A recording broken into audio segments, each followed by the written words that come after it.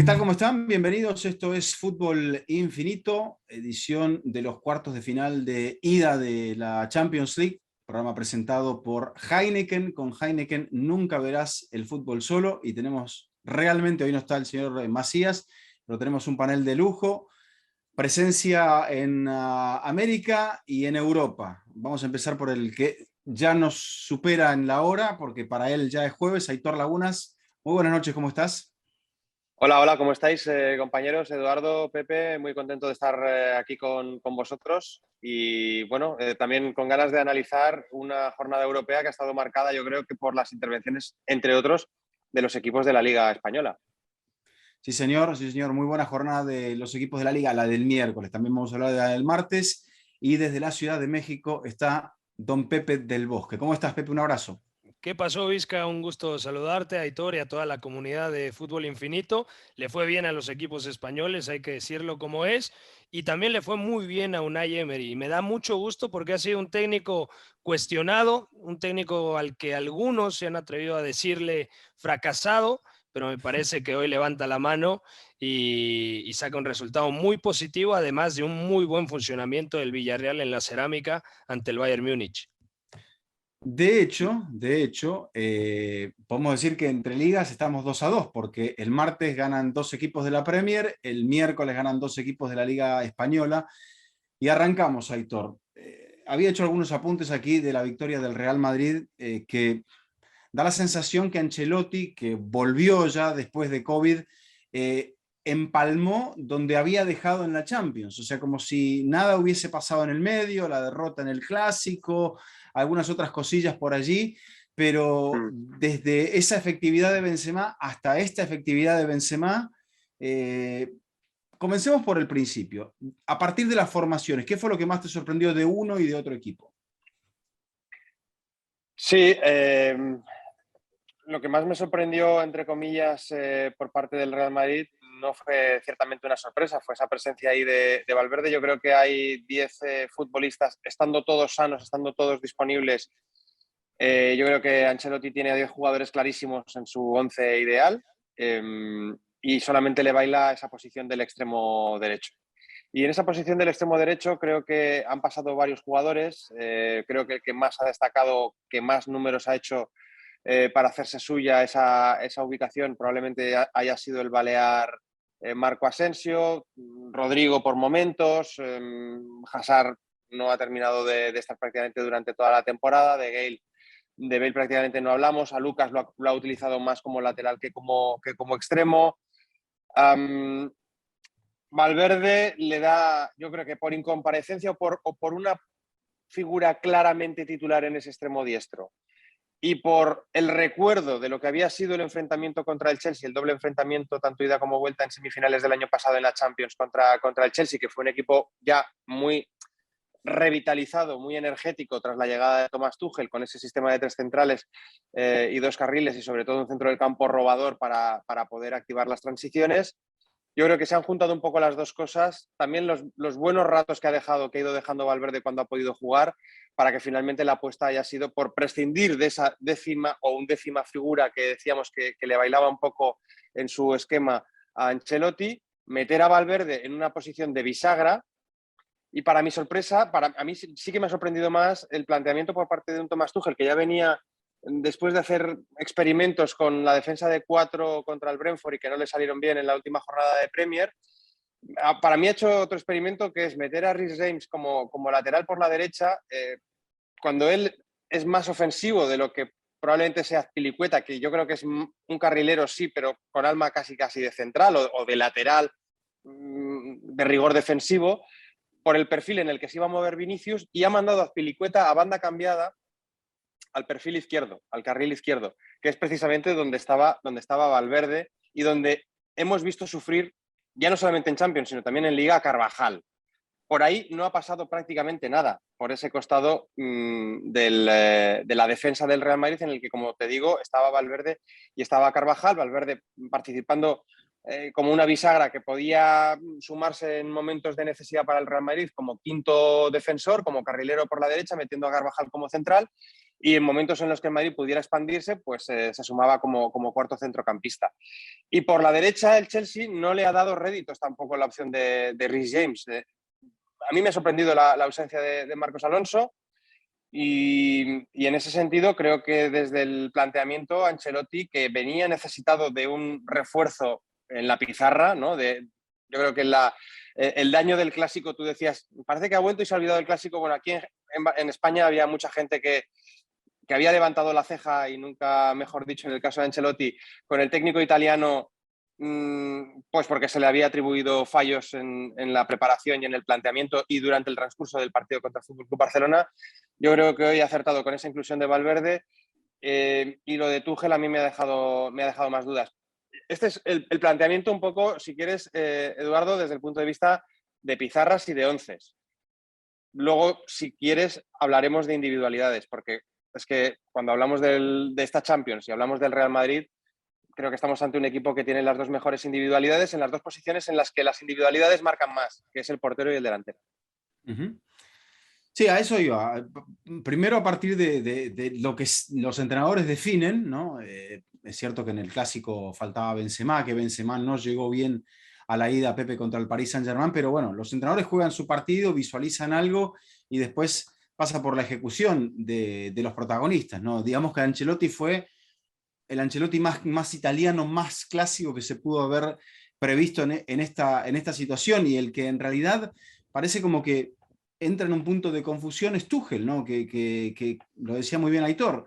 Si por el lado de Vinicius es donde está el mayor peligro potencial, con la vuelta de Mendy incluso, entonces, ¿por qué llevarlo a Azpilicueta al otro lado si es el mejor defensor o sea, que te puede armar una defensa de 4, te puede ser lateral, te puede dar salida, te puede colocar buenos centros, y Alonso me parece que venía dando buenas actuaciones hasta el momento? Sí, yo creo que se juntaron dos factores. Vimos el peor Chelsea quizá en la era de Thomas Tuchel, un Chelsea que en un principio se animó a presionar, pero presionaba muy mal, porque cuando Jorginho y Kanté saltaban por Kroos, por Modric y sobre todo por Casemiro, y la defensa no acompañaba al centro del campo, se creaba un boquete, y en ese boquete aparece el mejor 9 con alma de 10 en el mundo, que es Karim Benzema. Y luego empezaron a triturar la zona de Andreas Christensen, el zaguero diestro en esa línea de 3, y así de hecho surge la primera anotación. El Real Madrid podía sortear la presión del Chelsea saliendo muy bien desde abajo, con Benzema entre líneas, con Vinicius buscando en el mano a mano a Christensen. Reece James ya ha jugado de central diestro, y para contener a Vinicius yo creo que era una movida inteligente, o quizás César Azpilicueta, para poder contener en el 1 contra 1 al brasileño.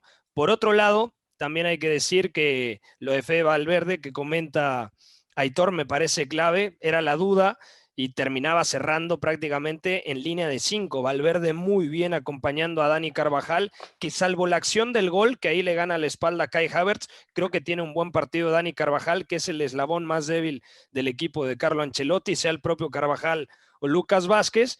Y también la dirección de campo, siempre se le ha criticado a Ancelotti últimamente de qué también interviene en el trámite de los partidos.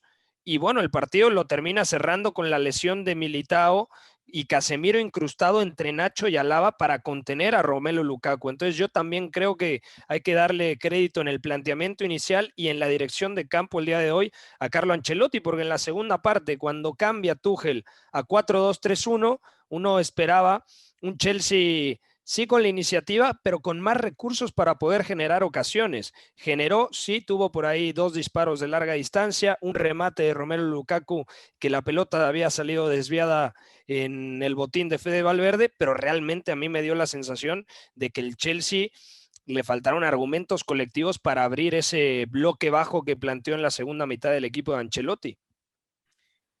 Uno, lo que decía ahora Pepe, pensaba en eso, Aitor, Carlo Ancelotti, son casi al más alto nivel, casi un cuarto de siglo en los banquillos, para un hombre que encima de todo fue un gran futbolista. Y quizá ahora estamos viendo a ese Ancelotti del Milan. Hemos visto en el Madrid a un Ancelotti en la primera parte muy bien, pero luego algo irregular, y ahora es como que cuando tiene todas las piezas, no sé, se iluminó Carleto, dijo, basta de inventos, o sea, estando todo el mundo bien. Aparte, hay algo más que ha ocurrido. Benzema, que juega al 100% para el partido de la vuelta, no el partido de la ida, no juega el clásico, pero también Toni Kroos, o sea, el Madrid fue algo mucho más reconocible, y cuando es así de reconocible y tiene esa solidaridad, como la explicaba Pepe Aitor, es donde puede sacar provecho de las individualidades ante un equipo que claramente se confundió. Sí, yo creo que esto ya un poco abre la carpeta de cómo brillan o cómo crear las mejores condiciones para que brillen esas individualidades de las que os hablaba antes, ¿no? Para mí Courtois es que está fuera de toda duda que es el mejor portero, y Pepe o tú, Eduardo, me corregiréis, pero me cuesta ver porteros que salven tantos puntos y tantas acciones de valor gol como el belga, ya la temporada pasada, pero Es específicamente, que, y la temporada Aitor, previa.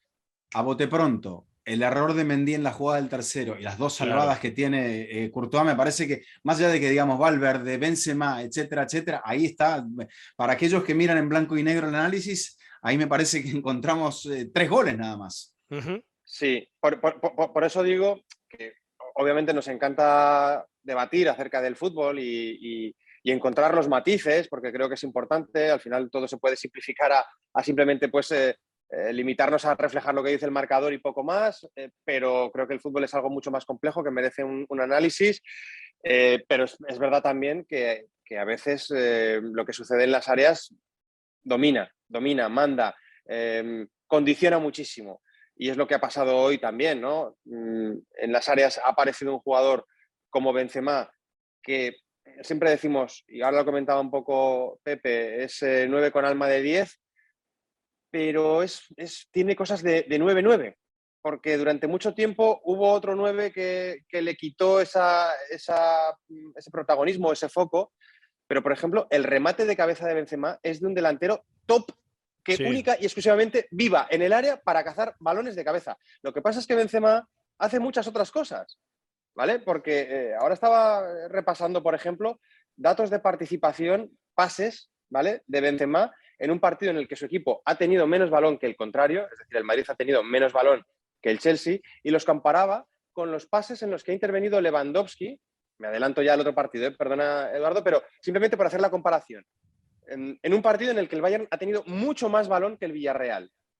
Y Benzema ha dado 45 pases, 40 de ellos bien, cuando Lewandowski ha intervenido en solamente 16 pases, 16 combinaciones. Es decir, Benzema multiplica por 3 la participación para su equipo, ese flotar en la frontal del área, pues para servir a Vinicius, para conectar con Kroos, con Modric, cuando también ha podido hacerlo con Valverde. Pero es que luego, cuando está en el área contraria, ha tenido 2 remates de cabeza que, insisto, es que son de auténtico especialista en el área.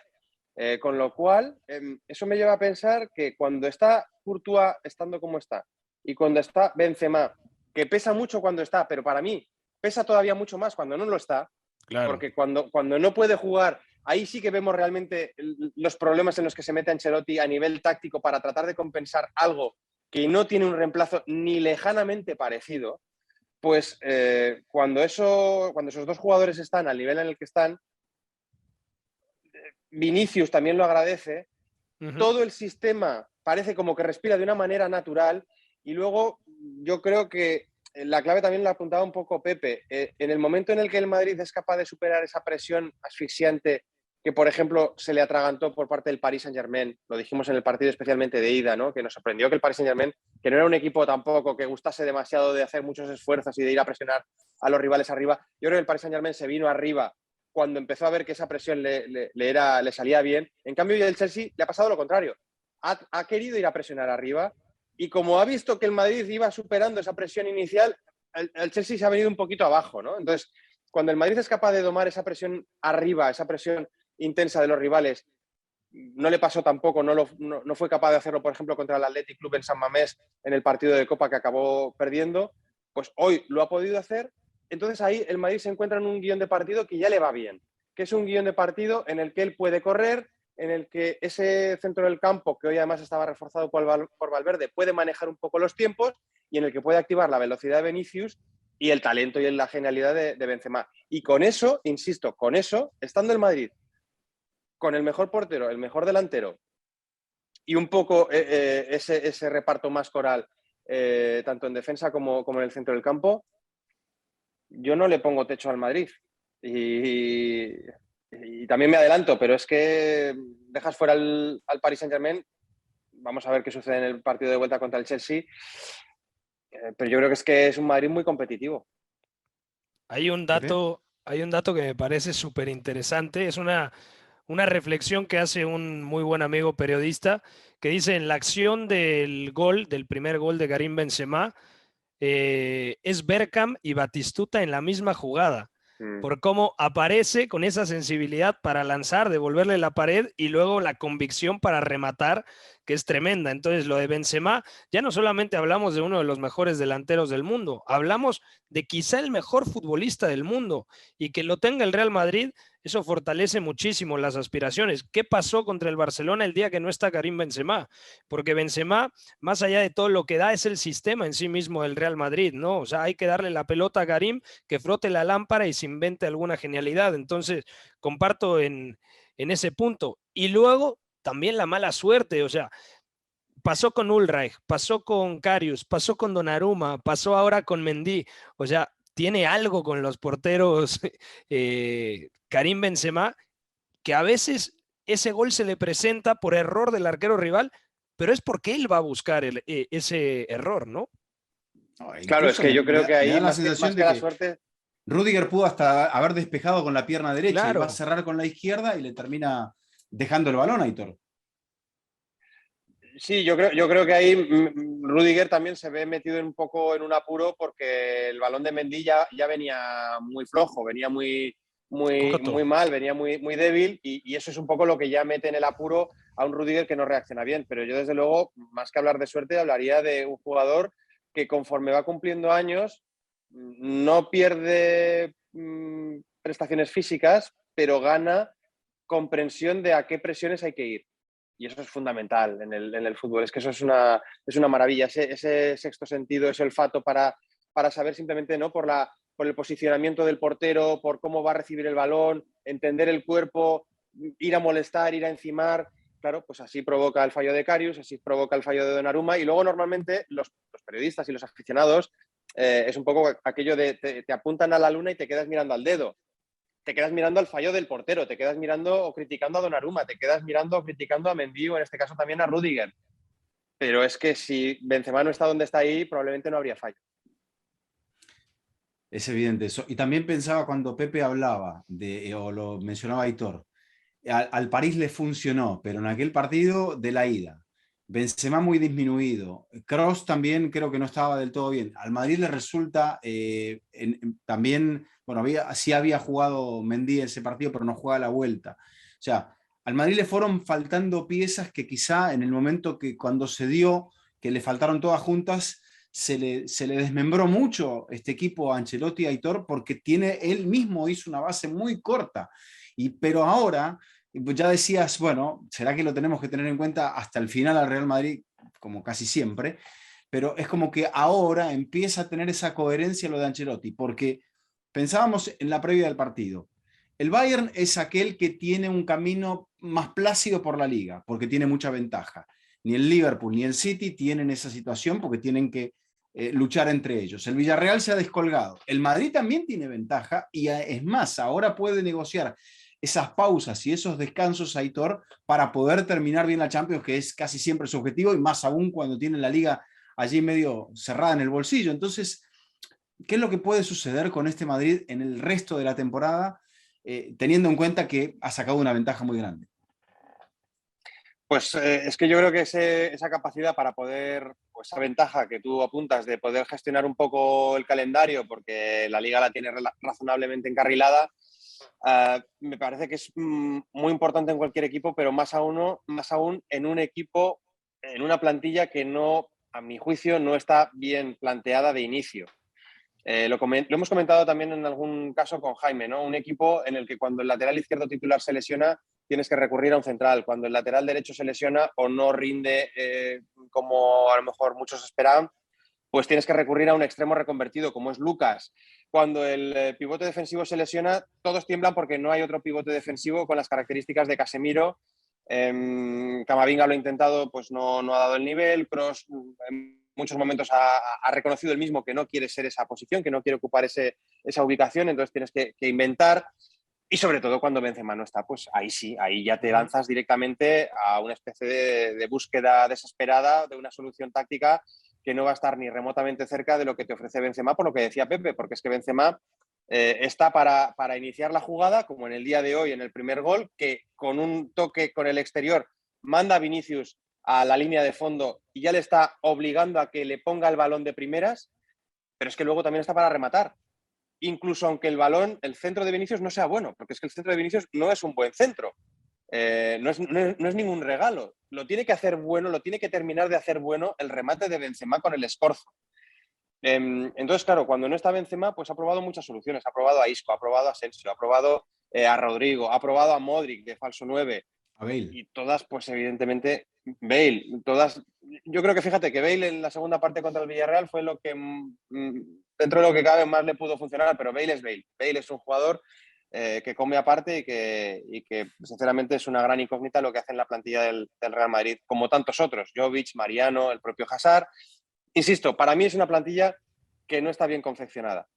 Siendo una plantilla que no está bien confeccionada, tiene un gran once titular y, como hemos dicho antes, tiene grandes individualidades. Militao, ojo, no va a estar en el partido de vuelta.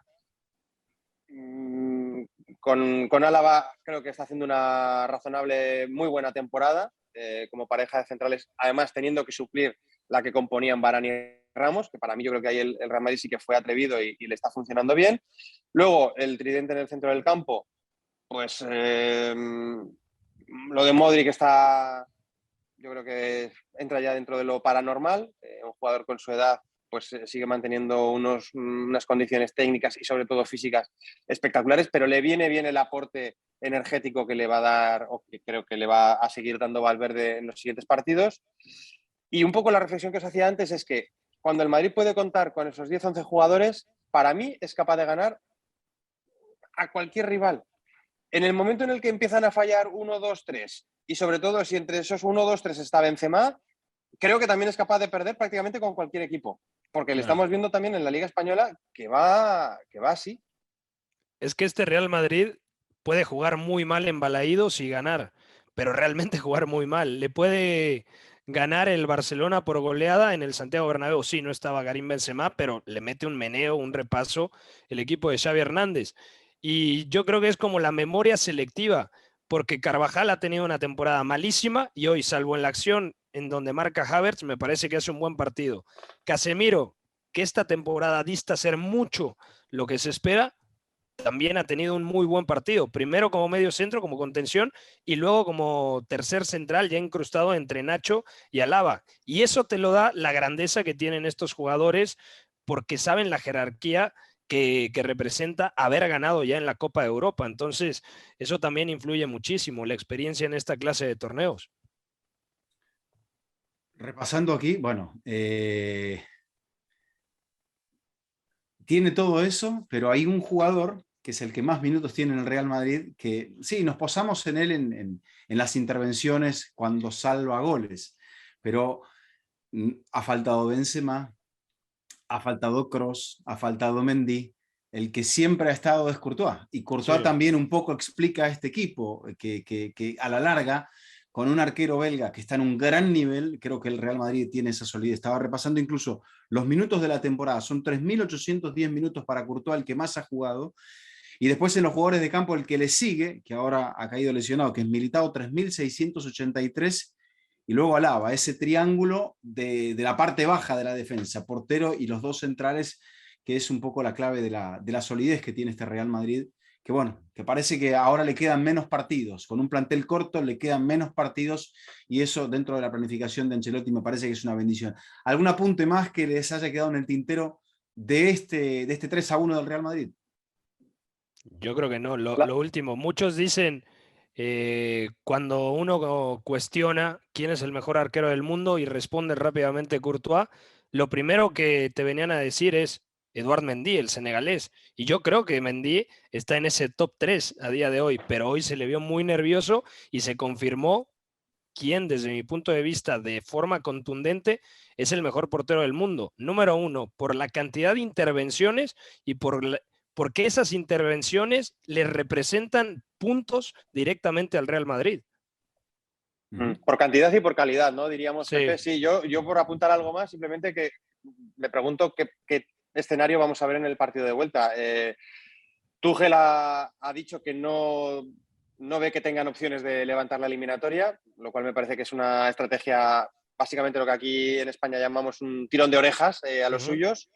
Pero sí que me da la sensación de que el Chelsea ha perdido, y además de manera bastante rápida, vertiginosa, no sé exactamente cuáles pueden ser las razones, sinceramente, o sea, me lanzaría, no sé si tiene que ver algo lo de Abramovich o hay alguna circunstancia de índole interna, pero me parece que el Chelsea en la última semana y media ha perdido ese carácter que le hizo tan competitivo el año pasado, que es sobre todo la seguridad defensiva, el ser una auténtica roca. Y hoy hemos visto no solamente a Mendy sufrir, sino a Christensen sufrir, a Thiago Silva sufrir, a Rüdiger sufrir y fallar. Entonces, cuando tú ese básico, ya no lo tienes tan trabajado o tan afinado, y luego por delante, pues Kanté y el propio Jorginho, hemos visto que tampoco han acabado el partido. Kanté directamente ha sido sustituido en el descanso, Jorginho a lo largo de la segunda parte. No lo sé, me pregunto qué tipo de once planteará el Chelsea en el Bernabéu, y yo no tengo tan claro que la eliminatoria esté absolutamente cerrada. Yo Bueno, tampoco. es un entrenador que sabemos que es muy impetuoso. Muchos dicen, bueno, quizá Tuchel sea un entrenador de ciclos cortos porque sus planteles se van desgastando. Habrá que ver si sucede. Habrá que ver también, veíamos esa resiliencia del Chelsea cada vez que ha ganado algo es porque le ha ocurrido algo en la temporada. Ahora está ocurriendo algo que no tiene que ver exclusivamente con la parcela futbolística. Y bueno, esta incertidumbre económica probablemente sea más dura que el hecho de la salida de entrenadores y de entrenadores importantes como le ha ocurrido en otros ciclos. Bueno, vamos a hablar de el sorprendente Villarreal, Aitor, que creo que ha dado una, hasta ahora podemos decir, la gran sorpresa de estos 4 partidos, porque el Madrid siempre esperamos que dé un partido bueno en la Copa de Europa. Al City lo teníamos, al Liverpool lo teníamos, pero pensábamos que el Bayern se lo comía también al Villarreal, incluso en el Estadio de la Cerámica. Sí, sobre todo por el rival que tenía enfrente, ¿no? A la Juventus le podíamos poner algún pero o varios peros, más allá de que es verdad que con Vlahovic imponía el conjunto piamontés, pero al Bayern prácticamente no se le puede poner ningún fallo. Es verdad que ha sido un Bayern que en algún momento de la temporada pues ha dejado algún resbalón marcado, ¿no? Aquella derrota contra el Bochum, la caída en Copa contra el Borussia Mönchengladbach por 5-0, pero más allá de eso parece que es un auténtico rodillo, que es cierto que sufre cuando le corren, cuando le obligan a los centrales a tener que sacar agua del barco. Y eso es un poco lo que ha buscado y lo que ha entendido Unai Emery. Para mí, Unai Emery, y yo estoy muy de acuerdo con lo que comentaba Pepe al principio, es un técnico algo infravalorado, probablemente, no sé si quizá más fuera de España que dentro, porque en España sabemos lo que es. Sobre todo es un gran preparador de partidos y de eliminatorias a ida y vuelta. Puede sonar paradójico porque es verdad que sale mal parado de aquella remontada del Barça contra el Paris Saint-Germain. Pero es que el Villarreal, que es un equipo pequeño, de una localidad muy pequeña en España, pero que lleva haciendo muy bien las cosas durante los últimos 20 años, lo cual explica que ese equipo de una localidad de 40.000 habitantes lleve 20 años en primera división, no había todavía sido capaz de ganar ningún título, ni Copa del Rey, ni Copa de la UEFA, antigua Copa de la UEFA, actual Europa League, ni Liga, a pesar de que había sido subcampeón de Liga, y van a buscar a Unai Emery única y específicamente porque entienden, la propiedad del Villarreal, que es un entrenador que va a ser capaz de darles metal a las vitrinas. Ya lo consiguió el año pasado con la Europa League y este año con las actuaciones en Champions, en un grupo en el que estaba con el Manchester United y el Atalanta, es capaz de plantar cara. Es verdad que necesita ganar en el último partido del grupo contra el Atalanta en Bérgamo, pero lo hace. Y luego la eliminatoria contra la Juventus, que yo creo que si quitamos de la ecuación a a Vlahovic, ya es una primera exhibición táctica de Unai frente a Max Allegri. Lo de hoy, para mí, creo que tiene tanto de mérito por parte de Unai Emery con ese planteamiento del 4-4-2, de meter a Gio Lo Celso, que hoy ha hecho un partidazo, un auténtico partidazo. Muchas veces cuando a jugadores de ese pie fino, de esa calidad técnica, les obligas a trabajar, ¿no? Les cuesta. Pues hoy Gio Lo Celso lo ha hecho a las mil maravillas, con Coquelin abierto a banda izquierda y con esa pareja en el centro del campo, con Capu y con Parejo por detrás de un Gerard Moreno, que es un auténtico futbolista completísimo, porque es un poco Benzema, porque puede asistir y luego puede rematar y tiene gol, y con un Danjuma, que es uno de los grandes fichajes de la liga. Insisto, tiene mucho mérito Unai, pero para mí no sé si también tiene algo de condescendencia por parte de un Julian Nagelsmann, que había aterrizado en Villarreal diciendo que venían con la intención de dejar encarrilada la eliminatoria en el partido de ida. Esto lo tienen los bávaros, y específicamente el Fútbol Club Bayern, que hay veces que tienen como un cierto toque de superioridad. Arrogancia. Y no sé si les ha llevado... Sí, no sé si, Pepe, no sé si les ha llevado a minusvalorar un poco al Villarreal, por eso de que está séptimo en la liga, no sé. Puede ser.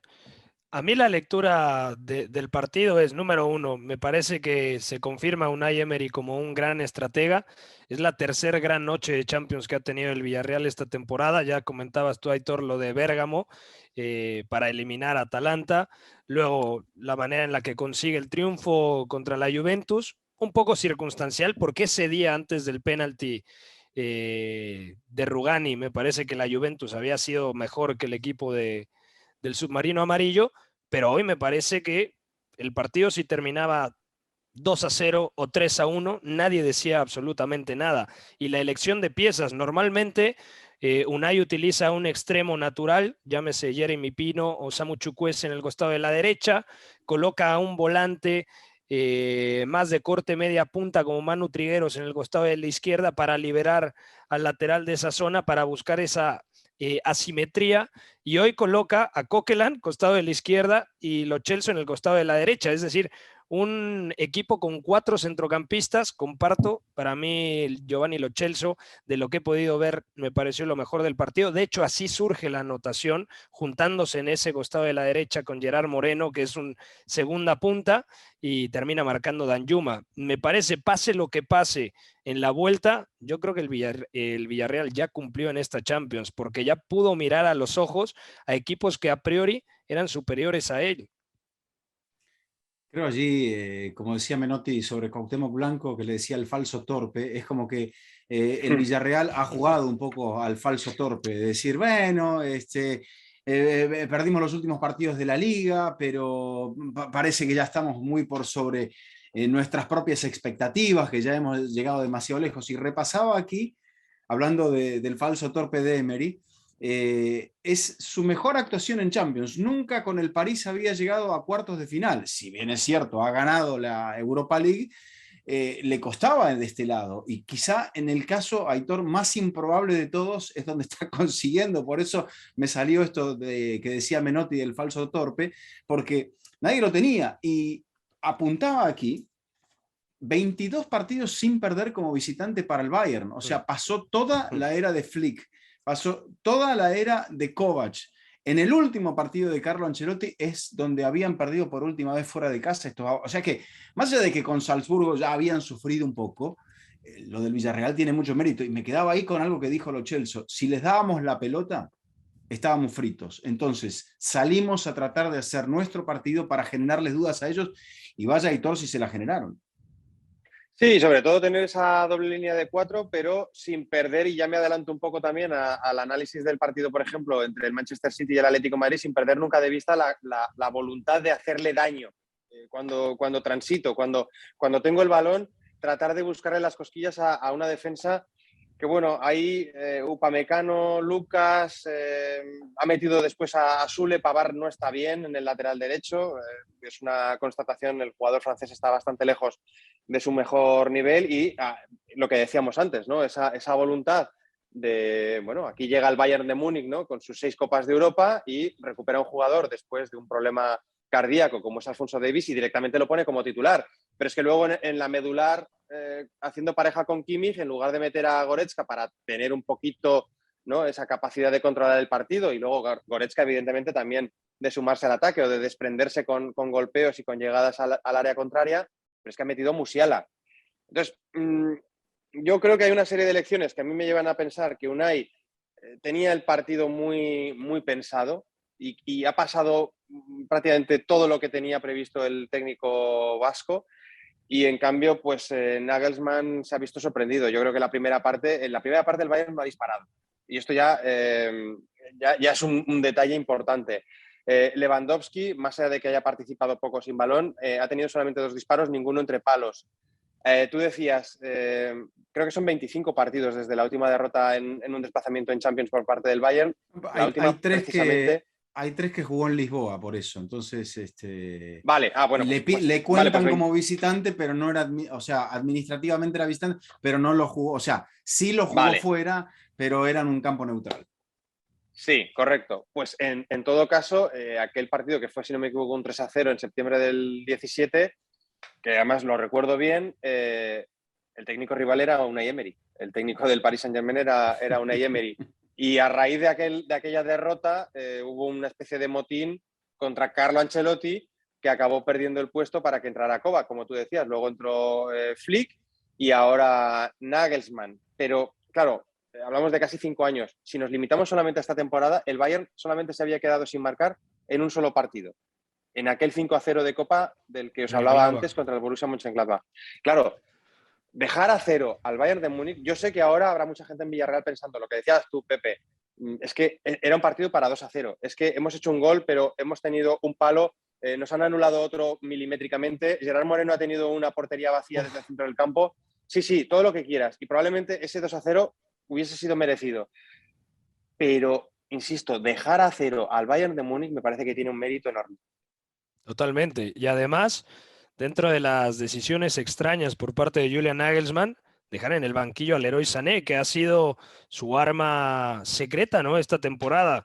Ya dejó de ser un extremo y lo utiliza de media punta, sobre todo porque no es línea de 4, termina siendo línea de 3 centrales y juega con un extremo por izquierda, que normalmente es Kingsley Coman, que hoy jugó en la derecha. Gnabry jugó en ese rol del Leroy Sané en intermedias para liberarle el carril precisamente a Alphonso Davies, primera titularidad desde hace mucho tiempo para el canadiense por el tema cardíaco propiciado por el COVID, y luego en el frente de ataque poca participación de Lewandowski, y también hay que mencionar, ¿no?, el buen trabajo tanto de Pau como de Raúl Albiol, que me parece Raúl Albiol está firmando una Champions que si tú me dices Raúl Albiol en 2022 va a jugar a este nivel, yo no lo compro. Y no solamente es lo de hoy contra Lewandowski, hay que recordar también lo que hizo contra Dusan Vlahovic, porque lo secó, es cierto, en la primera acción en el partido de la Cerámica sale en la fotografía del gol, pero realmente hace un partido muy bueno, los 90 minutos son muy buenos. Entonces, Albiol, que además ya lo había hecho bien en el Napoli, está rindiendo a un nivel espectacular ahora en el Villarreal. Bueno, pero Albiol, Aitor, es, si no me equivoco, campeón del mundo. Entonces, no sé, ¿será tenido en cuenta para la selección o le van a mirar el DNI? Le cuesta entrar, y hay muchas voces que lo piden aquí en España para hacer, entre otros, por ejemplo, pareja con Laporte o con el propio Pau Torres, que siempre suele ser yo creo que siempre suele ser una buena idea, ¿no? Al final la pareja de centrales es una posición en la que dependes mucho del compañero, en la que dependes mucho de las condiciones y del entendimiento de esa relación, de esa asociación, y llevar a mí a Raúl Albiol me parecería un gran acierto, y coincido con lo que comentaba Pepe, o sea, el estado de forma de Albiol, la Champions específicamente del central valenciano, me parece que es un auténtico escándalo. Es decir, es verdad que en la primera jugada del partido de ida contra la Juventus, Vlahovic gana esa acción. Lo agarró frío. Realmente creo que no cometen un error ni Albiol ni Pau Torres en esa jugada. Es decir, creo que es mucho más mérito de Vlahovic que de mérito de los centrales, porque al final le acaban empujando, Pepe, al perfil malo, a la pierna mala y hacia afuera en la jugada, sí, cuando entran en el área. Pero dicho esto, el resto del partido de ida más el partido de vuelta de Albiol, no sé si habrá muchos centrales que lo puedan firmar contra Vlahovic. De acuerdo. Pepe, Nagelsmann más discípulo de Guardiola, aunque no sea discípulo de Guardiola. Parece como muy marcado por eso, y el Bayern ya ha vivido el pasaje de Pep sin que le llegara la Champions. Termina ganando la Champions con dos entrenadores mucho más conservadores en su estilo. ¿Hasta qué punto estos ataques de entrenador, de apostar por Alphonso Davies, de no jugar con Sané, de jugar con Musiala en la doble contención, le puede llegar a generar un poco de desconfianza de parte del propio vestuario?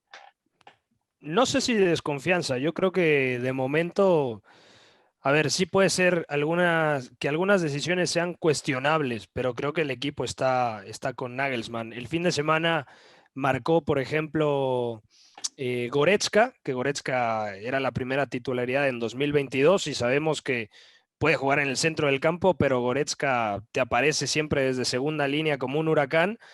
Y yo creo que le tiene mucha confianza al proyecto de Yamal Musiala, ¿no? Jugando ahí cerquita de Kimmich, porque te dinamiza, es ágil, también tiene llegada desde atrás.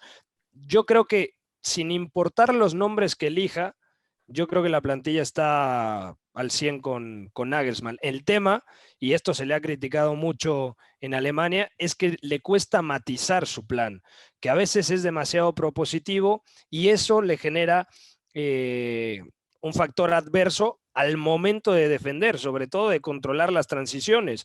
Muchas veces juega 3-2-5 y le dicen, bueno, pero vienen las instancias finales de Champions, tienes que cambiar algo. El fin de semana contra el Freiburg, la primera parte termina 0-0 y le cuesta trabajo abrir la lata, ¿no? Y juega 4-2-3-1, digamos, un poquito más nominal. Yo creo que hoy la derrota del Bayern es merecida. Creo que tiene un marcador favorable para poderle dar la vuelta en Bavaria, pero no descarto que el Villarreal le pueda dar la sorpresa, sobre todo porque está en ese proceso de aprendizaje Nagelsmann. Yo creo que es demasiado metódico y a veces tiene que ser un poquito más pragmático. Es la Champions. Aitor, el Bayern dudó y se vio por momentos algo incómodo contra el Salzburg, pero después lo liquidó en la vuelta. Villarreal le costó entrar en el partido contra la Juve, tiene que remontar ese golazo de Vlahovic en el comienzo, pero y parecía que era un resultado incierto, se afirma en el partido de la vuelta y le termina metiendo 3 goles a la Juve. Entonces, no vamos a hacer todavía una visualización del partido de la vuelta, pero la gente de Villarreal dirá, la de Gerard Moreno, o la que pegó en el palo, o el fuera de juego milimétrico. El 1-0 puede ser corto ante esta gente, hasta creo que, bueno, en el fondo no sé si podrá ser mejor, porque si van 2-0 por ahí a veces hay algunos que se relajan, y creo que si el Villarreal interpreta que tiene mucho trabajo por delante, es probable que siga sorprendiendo como aquel equipo de Pellegrini en 2006. Sí, es complicado porque, claro, la tarea de sorprender doblemente al Bayern de Múnich y la segunda además en su propio estadio es una tarea casi titánica. Yo pienso que a pesar de que hoy ha ganado 1-0, la eliminatoria está al 50% y eso nos habla, al menos bajo mi punto de vista, de la consideración que le tengo al Bayern y de que creo que es muy difícil que el Bayern haga 2 malos partidos consecutivamente en la Champions. Bien, es verdad también, y ahora un poco a colación de lo que comentaba Pepe, estaba repasando un poco a nivel de rendimiento individual, ¿no? Claro, para empezar, el Bayern ha tenido algunas bajas importantes, le faltó Kimmich en algún momento de la temporada, luego ahora ha tenido esa ausencia de Goretzka, de la que progresivamente estaba volviendo, ha tenido, ya lo hemos mencionado, la baja de Davies a consecuencia del COVID y esa cardiopatía, pero luego Zule. me fijo, por ejemplo, en jugadores Zule, correcto, sí, pero me iba a fijar también en el rendimiento de jugadores a los que no les ha mediado una lesión y que para mí no están en el mejor momento de su rendimiento, ¿no? Y es preocupante cuando llega precisamente este tercer tercio de la temporada en el que tienes que tener a todos los jugadores con la flechita para arriba. Pienso en Pavard, del cual ya he hablado, pienso en la incorporación de Upamecano procedente del RB Leipzig, que ha dejado bastantes dudas. Pienso en Savitzer, que hoy estaba en el banquillo y no ha aparecido, siendo un jugador que a mí me encantaba en el RB Leipzig y parece que sea el hermano malo el que ha acabado comprando o el que ha acabado fichando el Bayern de Múnich. Es verdad que Sané, Gnabry va, es verdad que el otro día asistió y marcó un gol contra el Freiburg, pero a mí, si me preguntas, creo que estaba bastante más el partido para Sané, para arrancar con Leroy Sané, que no con Gnabry. Entonces, claro, hay como varios jugadores ahí, ¿no?, que me plantean alguna duda. En un partido en el que tú ya vas con la necesidad imperiosa de atacar y de dejar espacios probablemente hacia atrás, ¿no?, a la espalda de tus centrales, que es algo que no defiendes demasiado bien, y que el Villarreal ya ha demostrado que puede atacar, ojo. Mm. Bueno, pero a ver, pensaba también en el Bayern, que todos tenemos la imagen de esa aplanadora que le metió 8 goles al Barça y tal. Es que ese era un momento también donde todos los instrumentos de esa sinfónica estaban a tope, estaban en un momento, o sea, en el fútbol lo más difícil es poder replicar todo eso durante tanto tiempo. Por eso aquel Barça de Guardiola fue tan importante y también no tenía, o sea, en Champions no pudo dar 2 temporadas seguidas. Dio una y después dio la 9 y después dio la 11. O sea, aquí es como que el Bayern ahora sí parece que le ha agarrado Pepe esa bajamar que veremos si es preocupante y arrastra el partido de la vuelta. Sí, creo que, o sea, yo creo que para el partido de la vuelta, Kingsley Coman tiene que volver a jugar en la izquierda, que era una carta ganadora. Seguramente esa es una de las dudas. Si Coman juega en el costado de la izquierda, será titular Alfonso Davies, vuelve a utilizar el 3-2-5, matiza con 4-2-3-1. Thomas Müller o Leroy Sané por dentro. ¿Quién juega en la derecha? Seguramente Goretzka va a tener mayor rodaje porque va a jugar el próximo fin de semana y seguramente será titular en lugar de Yamal Musiala.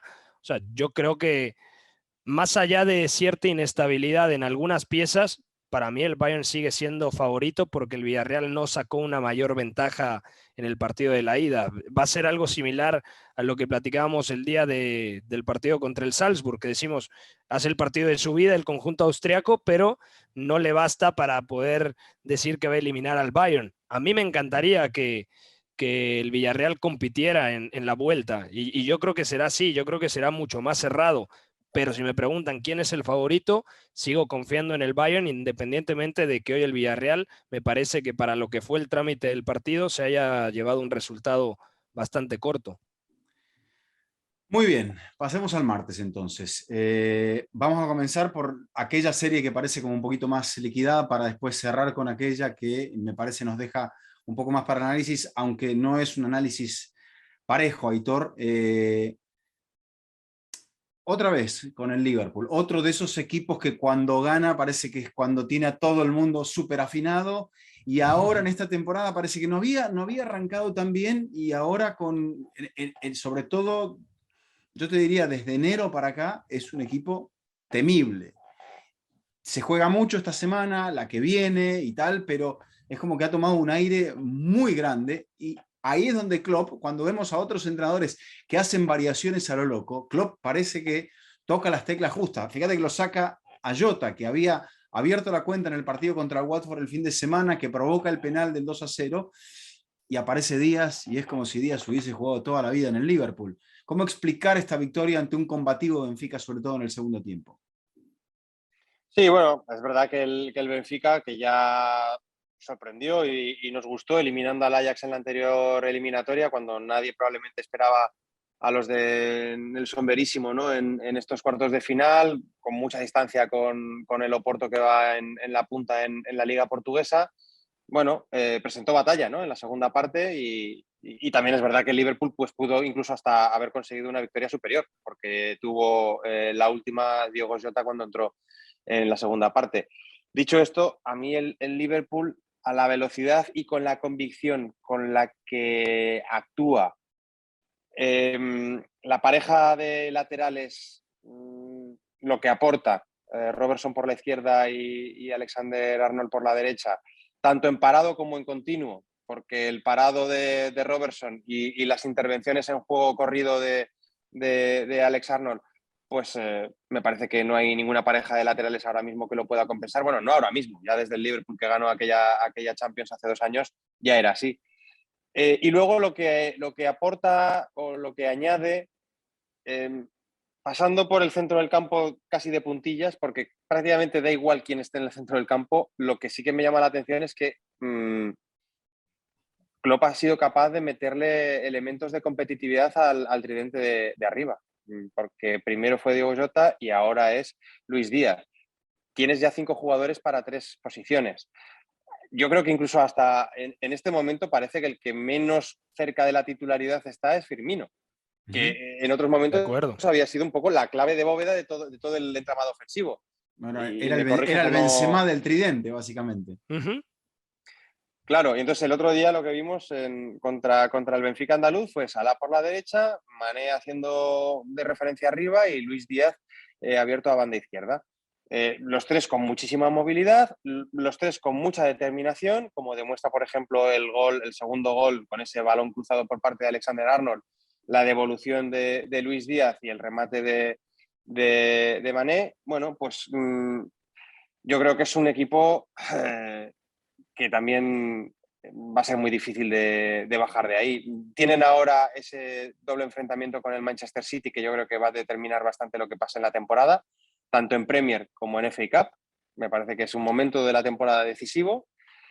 Va a llegar el Liverpool a ese primer enfrentamiento en Premier con la ventaja en Champions, que no va a tener tan clara el Manchester City. Pero me parece que tiene un poco lo que decíamos antes, ¿no? Me parece que tiene soluciones tanto en el área propia con Van Dijk y Alisson como en el área contraria, que para una competición como la Champions puntúan mucho, ¿no? A mí esa es un poco la sensación. Yo al Liverpool le veo muy bien y le veo llegando muy lejos. Y tiene quizá el mejor refuerzo de invierno. Si hablamos cronológicamente de cómo se ha construido el Liverpool, hay que ir a 2017, temporada 2017-2018, en invierno se refuerzan con Van Dijk y ahí cambia completamente la dinámica de Liverpool. Pierden aquella final con el Real Madrid, se refuerzan con Alisson Becker y con Fabinho, portero y medio centro, el equipo crece y ahora cuando parecía que Liverpool estaba un poquito estancado, primero, temporada pasada, le metes a Diogo Jota, que representa gol, y ahora le fichas a Luis Díaz, que marca asistencia y también anota. O sea, Luis Díaz ha sido tan importante que deja en el banquillo, como dice Aitor, a Firmino, a Diogo Jota, y tiene que desplazar a Sadio Mané a una posición entre 9 y falso 9, ¿no?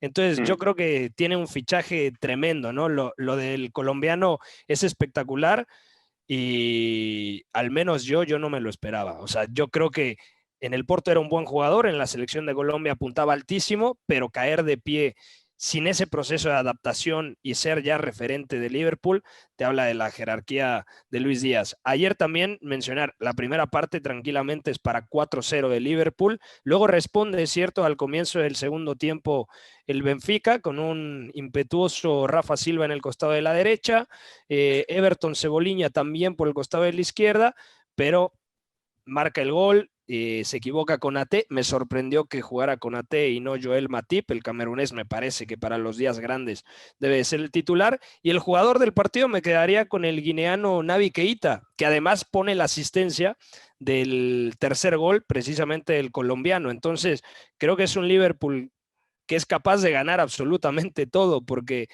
línea por línea es un equipo muy sólido. Es cierto que a veces sufre en transición defensiva. Le pasó el fin de semana contra el Watford, que le generan 2 o 3 ocasiones.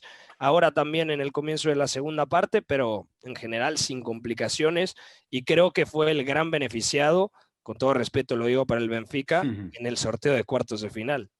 Es que para ganar la Champions hay que tener un poquito de fortuna en los sorteos. Y el Liverpool parece que la tiene justo cuando le va a llegar el partido ese contra el City, Aitor, y después le va a volver a llegar el partido contra el City, porque este equipo aspira a 4 trofeos, o sea, es una cosa descomunal.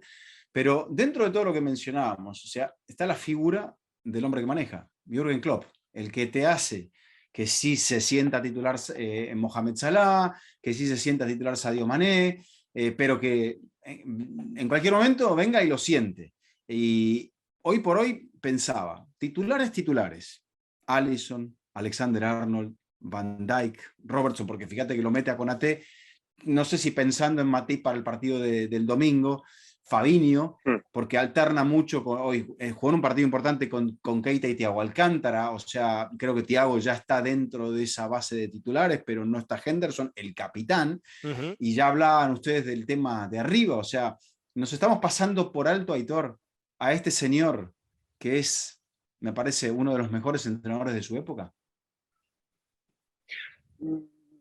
Hombre, yo creo que no, porque al final estamos hablando de actuaciones desde los banquillos muy determinantes, ¿no? Luego lo hablaremos de Guardiola, Simeone, hemos mencionado también a Ancelotti, Tuchel, lo de Unai contra Nagelsmann, y evidentemente cuando hablamos de entrenadores que marcan y entrenadores que ayudan a sus equipos a sumar puntos y a sus jugadores a ser mejores y a demostrar cosas que a lo mejor no habíamos el resto de los mortales intuido, ¿no? Como, y estoy totalmente de acuerdo, si Pepe no lo había visto, pues yo mucho menos, ¿no? Lo de Luis Díaz no me lo imaginaba tan rápido y tan bien, ¿no? Esa adaptación tan instantánea al modelo de juego, a la idea, a una liga diferente, a una cultura distinta, como ha sido esta llegada al Liverpool. Sin No, hablar yo el creo que idioma. Klopp es... Ujú. Claro, claro, es que Sí. lo que habla es el idioma del fútbol, Pero que Díaz en dice, este caso... tengo que ponerme a hablar inglés, pero por lo que veía lo estaba entrevistando un portugués y tampoco es como que aprendió mucho de portugués, o sea, se salteó el Metía, portugués.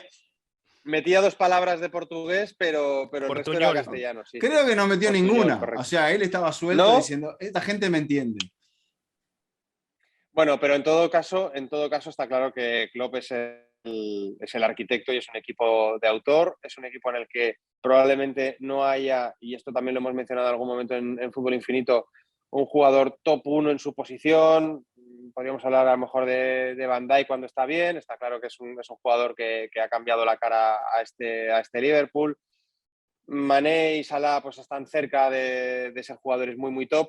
A mí me falta un poco más de Thiago. Yo cuando Thiago fichó por el Liverpool sí que me pareció que era un jugador que le tenía que dar muchas soluciones precisamente para dejar de ver a un Liverpool monodependiente de las transiciones y de la velocidad de las tres flechas que tenía arriba y de las llegadas por los laterales. Bueno, vamos a ver, quiero ver más, es que espero mucho de Thiago porque le tengo muy bien conceptuado, pero de momento creo que en ese tránsito, en ese abandono del Bayern y llegada al Liverpool, ni el jugador ni sobre todo el Bayern han salido ganando. Y luego, pues lo que decíamos en el centro del campo, es verdad que Fabinho actúa como pivote defensivo, pero también podemos ver a Henderson, hemos visto a Curtis Jones, el otro día hizo un muy buen partido Naby Keita, tiene como soluciones que son como muy intercambiables, ¿no? En el centro del campo.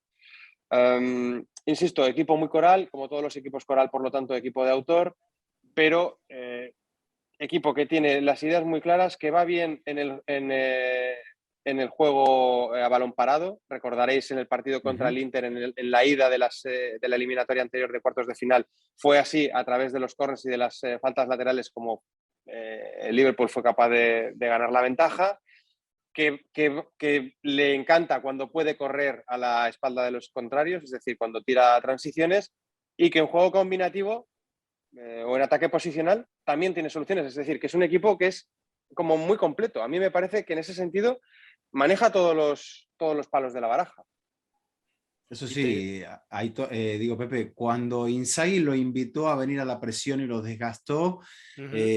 no vimos a un Liverpool tan contundente y el Inter incluso se pone con ventaja en el partido de Anfield con el golazo de Lautaro Martínez y después casi en la jugada posterior no puede competir porque se va expulsado Alexis Sánchez. Sí, de acuerdo. La reflexión que me venía a la cabeza es, el Liverpool es capaz de ganarte incluso los días en los que juega mal. Y así pasó en Giuseppe Meazza. O sea, es un equipo que tiene muchísima pegada y a veces parece que no va a pasar nada, pero tiene una ocasión y la mete. O a veces ni siquiera tiene que ser una ocasión clara, ¿no? Porque la pelota parada también puede ser determinante. Y esto tienen los equipos que ganan títulos, ¿no? Saber competir o competir bien, mejor dicho, los días en donde no estás tan lúcido. Bien, 5-5-0 o lo que sea la combinación telefónica que utilizó el Cholo Simeone, lo cierto es que él dijo, bueno, nos falta un poquito de juego ofensivo, Aitor, y es muy difícil contra las dos líneas de 5, pero no estuvo tan lejos el Cholo de competir su eliminatoria tal cual como él quería, o sea, fue vistosamente feo, pero creo que dentro de todo logró bajarle el nivel a este Manchester City que me parece que nos sorprendió a partir de la formación de Pep, salvo que Pep esté pensando también como siempre se ha dicho en la Premier, que el objetivo está en la Liga y la Champions, bueno, ya veremos cómo llegamos. Sí, eso de vistosamente feo me lo apunto para incluirlo en mi biografía. Con respecto al partido, yo creo que no estuvo lejos de competirle, le compitió con lo que el Cholo tenía en la cabeza. Al final, el partido de ayer, el Manchester City deja 2 remates entre palos. He repasado toda la temporada y eso solamente le había sucedido una vez en más de 40 partidos al equipo de Pep Guardiola. Bueno, pues es muy complicado, como te decía antes, en el caso del Villarreal, dejar a 0 al Bayern.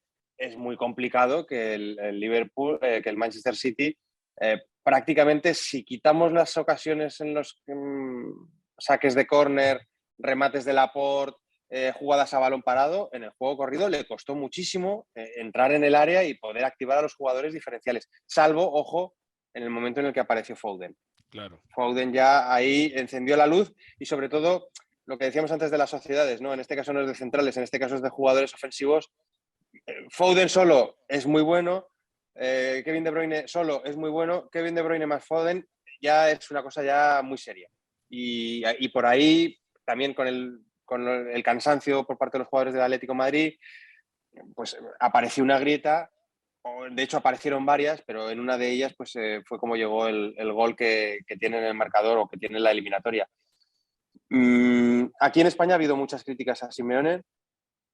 Yo no soy el principal seguidor ni el principal adepto de la idea futbolística del Cholo. Le reconozco los enormes méritos que tiene. Llegó a un equipo que tenía una cara y lo ha transformado de arriba abajo. Pero dicho esto, yo creo que ¿qué es lo que tiene que hacer el Atlético de Madrid ayer? Evidentemente pelearle la pelota al Manchester City no lo va a hacer.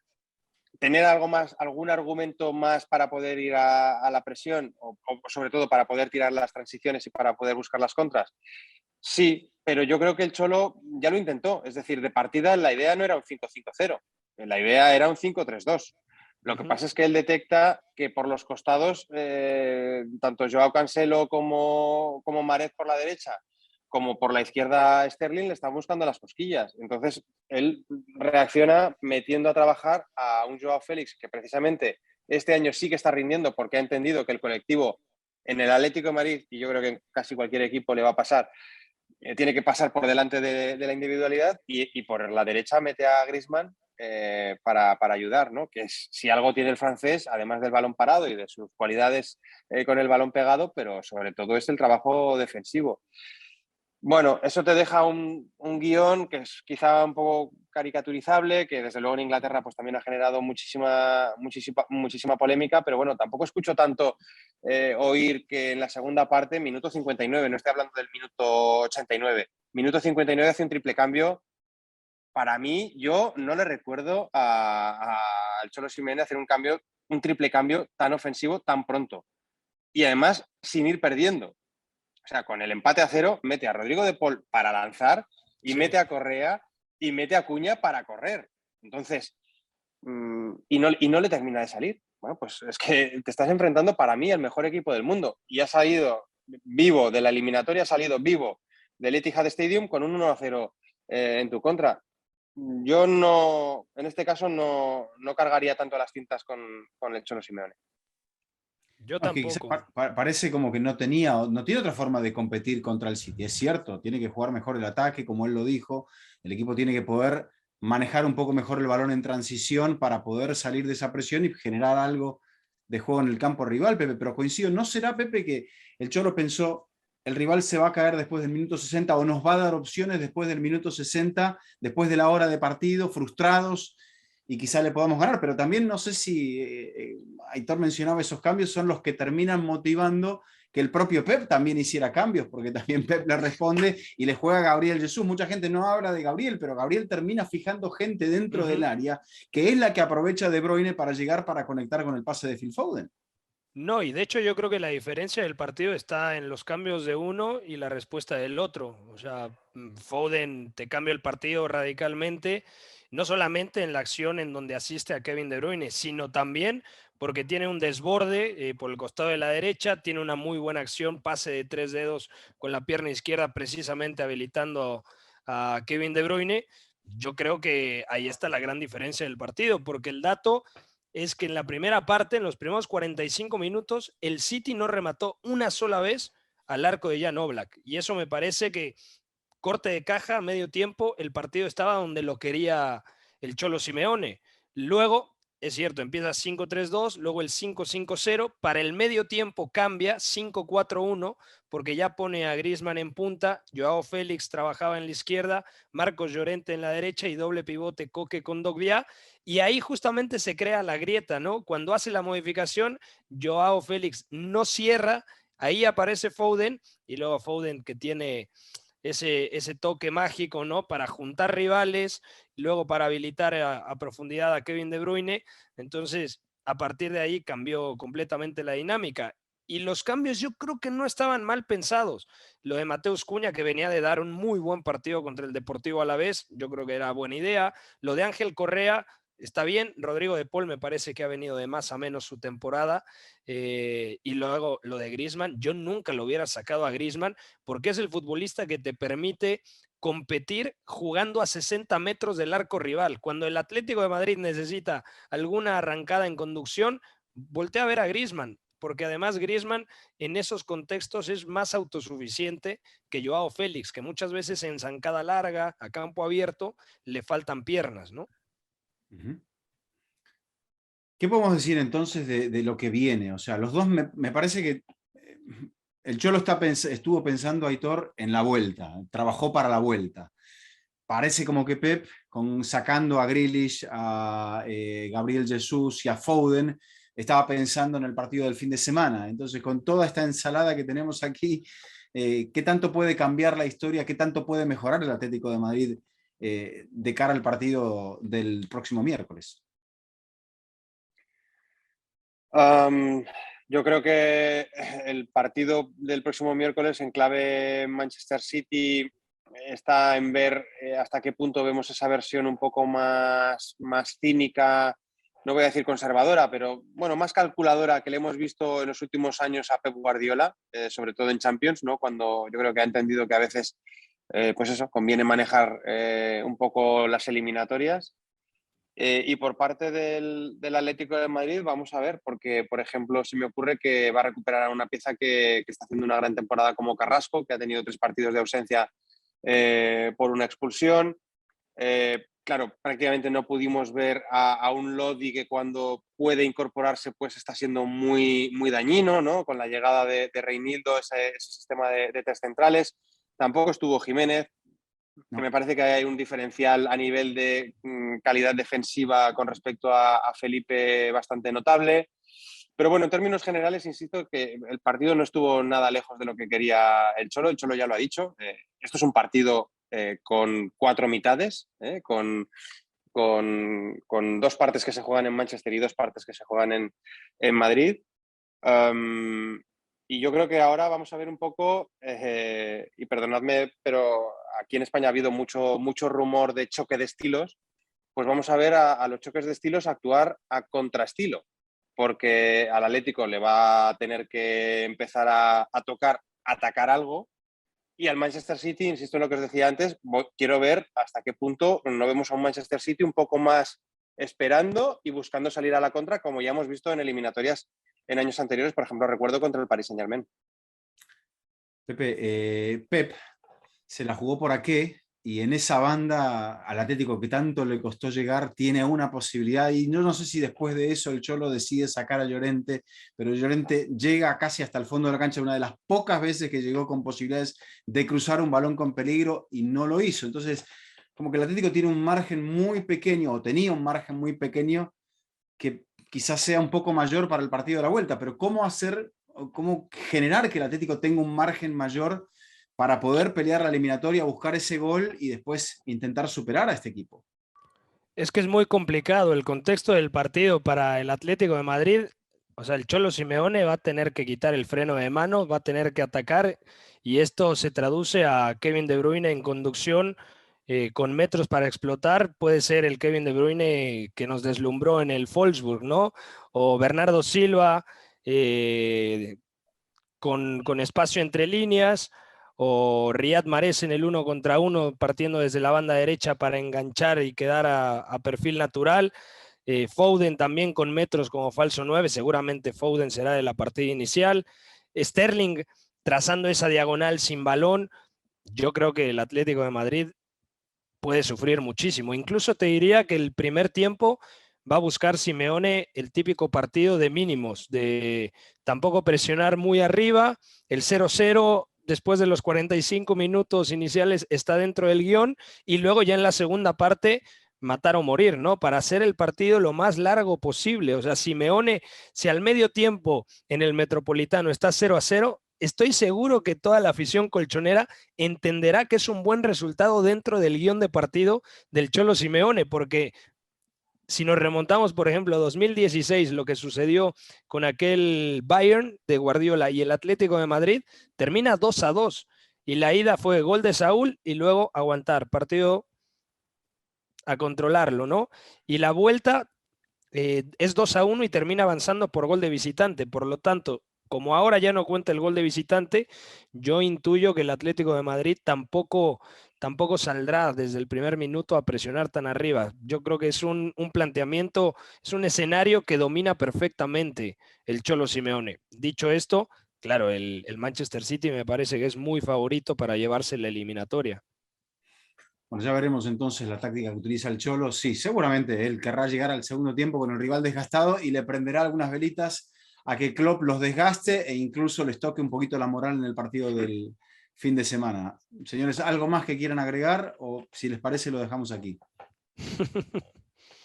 Ha sido un placer charlar y compartir un ratito con vosotros, contigo Eduardo y contigo también Pepe. Como siempre, Bueno, un gusto. Sí, sí.